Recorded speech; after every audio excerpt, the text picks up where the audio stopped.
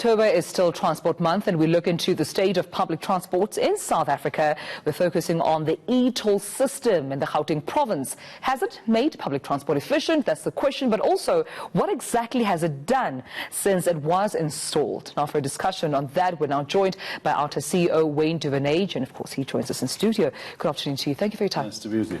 I mean, we saw the traffic in Cape Town, traffic in Johannesburg. Clearly, these are some of the solutions that the e-toll said they would bring by, of course, increasing and improving on roads and traffic. Has it? Well, it's one thing to build an extra lane to try and deal with congestion, but I think Enrico Penelosa of Bogota, who dealt with public transport issues in his city very well, he said that the sign of a developed society is not when the poor get to work in cars, it's when the rich use public transport to get to work.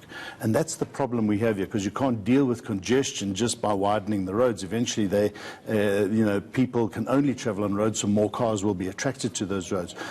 Unfortunately, what failed to happen, which is what happens in many cities when they do start an integrated tolling system, they introduce park and rides, more bus routes, more trains and so forth, to give people choices and alternatives to get to and from work. And that's not happened in most of our cities, certainly not in Gauteng. So the e-toll scheme has failed completely in that regard. All it did was alleviated congestion, and there's two things you must remember. You've got the road widening, and e-tolls is just a mechanism to pay for it. So just talk about the road widening. We needed the roads widened, but we needed other transport systems put in place at the same time, and they failed to do that. And in places like Stockholm, and that they took the tolling money from cars and they invested it into public transport, and we failed to do that in this country. When I know that OUTA has been quite vocal when it comes to e-tolls, fighting it tooth and nail, making sure that it is scrapped altogether. I suppose even echoing sentiments coming from Gauteng residents. How far is that conversation right now? Well, it's pretty much dead. It's been one of the most conversed issues in our democracy 10 years now, since just after the World Cup, when the gantries went up and the public anger was felt. And then we went through a litigation process, very expensive, and then the court said, look, if someone's summoned, a collateral challenge can arise, and OUTA stuck around for that. Now, we've been defending over 2,000 defendants, and STANRAL then stopped this litigation process in March, so they're not demonstrating that they're going after the funds. So for all intents and purposes, about 1 in 5 is still paying. These are the corporates, the people who fear transgressing any laws, so to speak, or challenging government.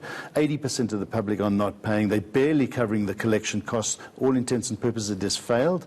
All we're waiting for is Fikile Mbalula, who's still engaging with civil society and other organizations to make the final decision. You can't half toll. You either toll fully or you scrap the system. And I think the writing is on the wall. The scheme has to be scrapped, but they haven't done that formally yet. Yeah, but also there's the auto demerit system, which at least has been introduced publicly, spoken about from Transport Minister Fikile Mbalula.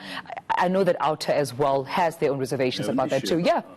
Look, OUTA, we're not against the fact that people who transgress the rules of the road need to be taken to task, or a demerit system.